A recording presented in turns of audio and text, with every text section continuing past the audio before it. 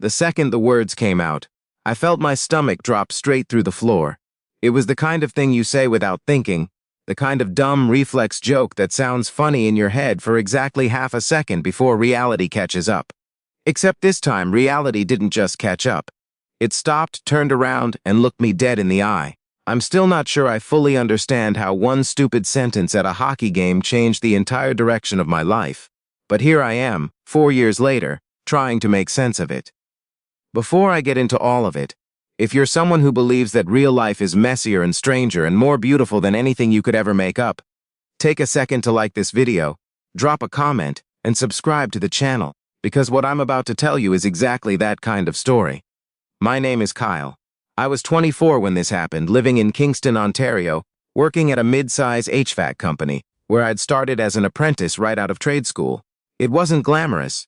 Most days I was crawling through duct systems in half-renovated condos or driving the work van down the 401 in February with the heat cranked because the cab leaked cold air from every seam. But it was steady work, and I was proud of it. My best friend since the 9th grade was a guy named Felix Thornton. We'd grown up together in the same neighborhood near Princess Street, played rep hockey together until we both aged out and lost the dream around the same time, and generally spent our entire adolescence doing the kind of low-stakes, high-volume nothing that you only look back on fondly once it's long gone. Felix was the kind of person you could sit in silence with for 2 hours and still leave feeling like you'd had a good time. He was easy. He was funny without trying, and he had always, without fail, been there. Felix's parents had split up when he was around 11. His dad had moved to Calgary for work and mostly stayed there, which meant it had been just Felix and his mom, Pauline Thornton, for most of his teenage years. I'd spent enough time at their house over the years that Pauline had basically adopted me as a second, more annoying son. She'd yell at me to take my boots off at the door. She'd leave a plate of food in the microwave with my name on a sticky note if Felix told her I was coming by late. She bought oat milk when I mentioned offhand once, that I'd been trying to cut back on dairy. Pauline worked as a high school guidance counselor at one of the larger schools in town. She was sharp, measured, the kind of person who asked you real questions and actually waited for the full answer instead of jumping in with advice before you were done talking. She had that quality that made you feel like whatever you were saying genuinely mattered, which, looking back, explains a lot about why I kept finding excuses to end up in her kitchen. I'd always registered, somewhere in the background, that Felix's mom was a good-looking woman. She was in her mid-40s, kept herself active, had a laugh that filled a room without being too much. But it was the kind of awareness that you clock and immediately file under do not touch. Because that's your best friend's mother and you're not an idiot. I had never entertained it for longer than the half-second it took to recognize it and move on, until the night of the Frontenac's game. Felix and I had been going to Kingston Frontenac's games together for years. It was one of our things, bad arena nachos, overpriced beer poured into cups so small, they were almost a joke, Felix chirping the refs in that specific way that always got him a side-eye from the couple sitting in front of us. That particular November night, Pauline had come along. Felix had gotten 3 tickets for her birthday, and she'd been excited about it in that quietly enthusiastic way she had, where she wasn't over the top, but you could tell she genuinely meant it. We were in the second period. Kingston was up by 1, and the crowd was loud in that particular small arena way that I've always loved. Contained. Close. Almost like the energy had nowhere to go but back at you. Pauline was laughing at something Felix had said, and the light in the rink caught her in this way that I don't know. It was just a moment. Nothing dramatic. Felix leaned over and said something like, "My mom's in a better mood tonight than she's been all month." And I, without thinking, without pausing, without applying even the most basic filter between my brain and my mouth, said it. I said that wasn't hard to believe, because she was honestly better company than most of the women I'd been seeing lately, and that she was, to put it plainly, significantly more attractive than any of them. I said this while Pauline was sitting 1 seat away. The crowd noise seemed to drop out entirely. Felix turned to look at me with an expression I had never seen on his face before, somewhere between stunned and horrified. I felt my face go hot. I started laughing immediately, the kind of panic the body's way of saying, "Please let this be perceived as a joke, please, please." Pauline didn't laugh. She didn't look away either. She looked at me for just a moment, calm, slightly amused, entirely composed, and said very quietly, so Felix almost didn't catch it, Well, that's the nicest thing anyone said to me in a long time. And then she turned back to the game like she hadn't said anything at all. Felix stared at me. I stared at the ice. Nobody said anything for the rest of the period. On the drive home, Felix and I barely spoke. He dropped me off at my apartment without the usual 5 minutes of idling in the parking lot that we always did when neither of us was ready to call it a night. He just stopped the car. I got out. He drove away. I stood outside in the November cold for a minute longer than I needed to before I went inside. I told myself that was the end of it. A dumb thing I'd said, received graciously by someone with more class than the moment deserved, and now it was over. We'd laugh about it in a few weeks, or we'd never speak of it again. Either way, it was done. Except it wasn't done. Not for me, anyway. I kept thinking about the way she'd said it. Not angry, not flattered in a performance kind of way, just genuine, matter-of-fact almost. Like she'd received a piece of information she found interesting and had decided, very deliberately, to acknowledge it honestly before setting it aside. It occurred to me, for the first time, that I didn't actually know that much about Pauline's life outside of what I'd seen through Felix's eyes. I knew she worked long hours. I knew she'd raised Felix largely on her own since the separation. I knew she read actual books, not just the kind people have on their shelves for show, because there were always 2 or 3 on the go around the house at any given time, with actual crumpled receipts marking the pages. I knew she had friends, but I'd never thought too hard about whether she was lonely. I started thinking about it now. The following week was awkward with Felix in a way that was hard to name. Nothing was said. He didn't bring it up. I didn't bring it up. But there was a weird static in our interactions that hadn't been there before, like a frequency just slightly off the right channel. We still texted, we still grabbed lunch, but something had shifted a fraction of a degree, and we both felt it. I stopped dropping by the house without a reason. About 2 weeks after the game, I'd left a socket wrench in Felix's garage. I'd lent it to him in September and never thought about it again. He was working that afternoon, so I figured I'd just grab it without making a thing of it. I texted him that I was coming by. He said the side doors was unlocked. No problem. What I didn't expect was to pull into the driveway and find Pauline in the front yard raking leaves. It was one of those stubborn late fall afternoons where the light is clean and thin and the air smells like cold coming. She looked up when I got out of the truck. "Felix isn't home," she said. "I know," I said. "Just grabbing something from the garage." She nodded and went back to raking. I went around the side of the house, found the wrench, and should have left. I don't know why I didn't. I came back around front instead. I'm not sure who spoke first. I think I said something about the yard, some forgettable comment about how the maple out front had dropped half its leaves overnight. She laughed a little, and then we were just talking, standing there in the cold with dead leaves collecting around our boots, talking. She asked how work was going. I told her about a job we just finished in a heritage building on Brock Street, how the original ductwork had been a complete mess and we'd basically had to rebuild it from scratch inside, a structure nobody was allowed to touch from the outside. She listened in that way she had, like the details actually interested her. Then she asked, something I wasn't expecting. She asked if I was happy.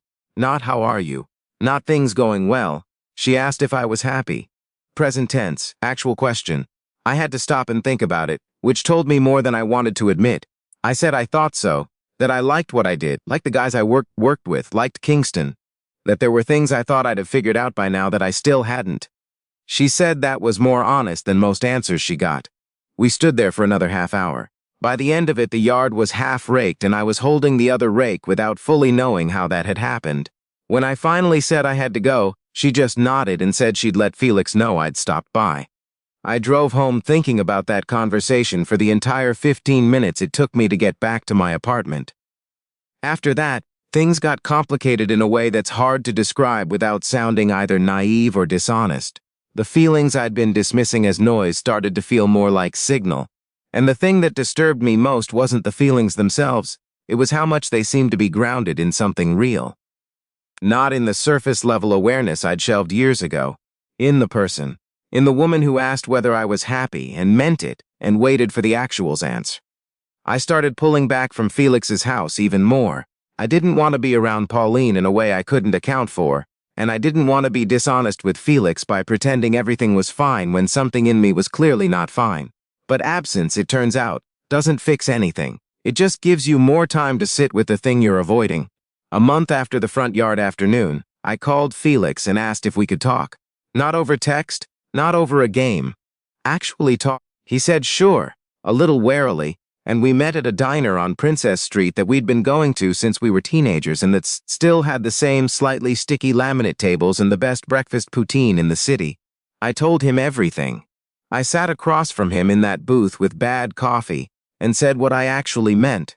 All of it, including the parts that scared me, that I'd been feeling something I hadn't been able to shake, that I didn't want to act on it, that I was telling him because he was my best friend, and keeping it from him felt worse than the alternative. I watched his face while I talked. He didn't say anything for a long time after I finished. When he did speak, it wasn't any of the things I'd prepared for. He wasn't furious. He wasn't disgusted. He was quiet in a way that felt much heavier than anger, and he said something very simple, that he needed time to think. He paid for his half of the breakfast, which we always split, and he left. The weeks that followed were the loneliest I can remember. Felix and I didn't talk. I didn't reach out to Pauline. I went to work, came home, and sat with the specific misery of having been completely honest about something for the first time in my adult life and having it cost me the most important friendship I had. I questioned everything. I questioned my own motives. I questioned whether I was confusing gratitude and familiarity for something else. I questioned whether some things in life are simply not yours to want, regardless of how real they feel. What I didn't know, what I had no way of knowing, was what was happening on the other side of that silence. Felix, as he told me much later, had spent those weeks furious and hurt in the way you only are about something you love. He'd been angry at me. He'd also been angry at the situation. And at some point, somewhere in the middle of all of it, he'd started actually looking at his mother. Not as a fixed point in his life, the constant, reliable presence who had been there through everything, but as a person. A woman who worked 50-hour weeks and came home to a quiet house, who made plans with her friends on weekends because evenings alone were too long, who had spent the last 12-odd years making sure Felix had everything he needed, and somewhere along the way had stopped asking what she needed for herself. He told me later it was a Thursday evening in December. He'd come by to drop off some leftovers. She'd mentioned she'd been too tired to cook that week, and she'd been sitting in the living room with a book, and the lamp on, and the rest of the house dark. And something about the way she looked in that moment, not sad, not asking for anything, just quietly existing in her own space, had landed differently than it ever had before. He called me in January. It had been almost 6 weeks. His voice was level. Not warm, not cold. Level, which with Felix has always meant he's done the thinking and arrived somewhere he can live with. He said that he wasn't going to pretend to be okay with it, that it was weird and uncomfortable and would probably continue to be weird and uncomfortable for a long time, but that his mother was a person with her own life, and he'd spent the past 6 weeks watching that person exist in a way that made him understand something he hadn't before. He said if I hurt her, there was nothing in his life he wouldn't give up to make that a problem I'd regret. And then he said he'd see me at hockey on Saturday. We didn't hug. We didn't have some big emotional scene. We just showed up on Saturday and watched the Frontenac's game from our usual seats, and it was awkward for the first period and less awkward by the third. And by the time Kingston scored in overtime, we were both on our feet yelling like nothing had ever happened. Which was not nothing. But it was a start. I called Pauline that Sunday. I told her I wanted to take her to dinner, and that I wanted to be honest with her about why, and that she had every right to say no and never bring it up again. There was a pause, and then she said she'd been wondering when I was going to get around to it. We went to a restaurant in the Frontenac Club in February, where the walls are all dark wood and old photographs, and the kind of quiet settles over a room that only exists in places that have been there long enough to accumulate a history. We talked for 3.5 hours. She told me about the years after Felix's dad left, not bitterly, but honestly, the way you talk about a hard thing you've thoroughly processed. She told me what she'd wanted to be when she was young, which wasn't a guidance counselor, though she'd come to love it. She told me about a trip to Portugal she'd taken alone at 42, and how strange and freeing it had been to do something entirely for herself. I told her about my own fears, about feeling behind somehow, without being able to articulate behind what, about the fact that I cared what she thought of me in a way I didn't usually care what people thought. She listened. She asked questions. She didn't offer solutions. When we left the restaurant, it was cold and clear, the way February nights in Kingston can be, and we walked a few blocks toward the waterfront before either of us said anything significant. Then she stopped, and she looked at me, and she said that life had surprised her in ways she hadn't expected and probably wouldn't have chosen, and that this felt like one of those moments, and that she thought honesty deserved honesty. She told me she wanted to see where it went. What came next wasn't easy, and I won't pretend otherwise. There were dinners where Felix sat at the other end of the table making deliberate eye contact with no one. There were family events where I wasn't sure where to stand. There were moments where Pauline and I had conversations about whether this was actually the right thing, out loud with honesty, which I think is the only way to have those conversations if you want to come out the other side intact. But time moved through it, the way time does. Felix, somewhere in the second year, stopped making the slightly too long pause before introducing me at parties. He stopped having to think about how to refer to me in a sentence that also included his mother. And at some point, without any particular announcement, he adjusted. The way you adjust to a change in temperature when you've been in a room long enough, not because the temperature stopped being different, but because you stopped having to think about it. There's a night I keep coming back to. It was last spring.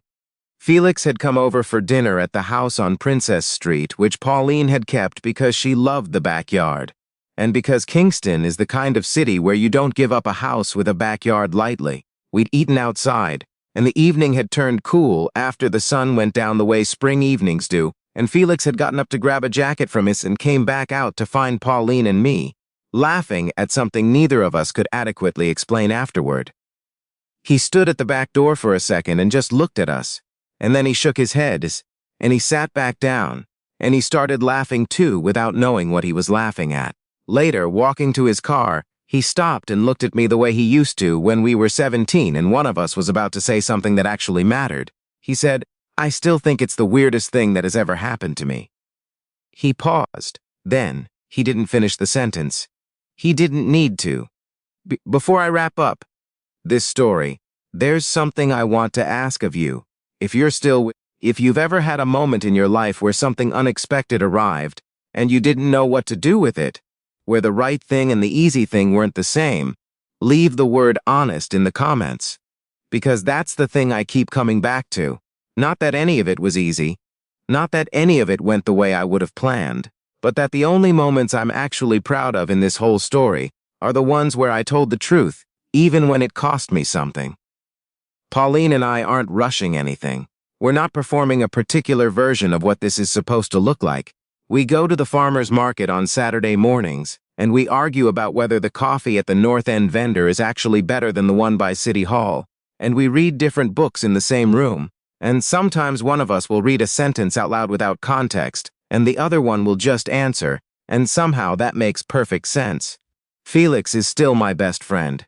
He was the best man at an event I'm not quite ready to call anything yet, but that's another story for another time. And once in a while, usually when the three of us are in the same room and something makes us all laugh at the same moment, Felix will look over at me and shake his head, and I know exactly what he's thinking, that it started with the most embarrassing, stupid, careless thing I have ever said out loud. That I said it in a hockey arena in November, in a city that smells like the lake in winter, and everything followed from there. And that sometimes the sentence you never should have said is the truest thing you've ever told anyone.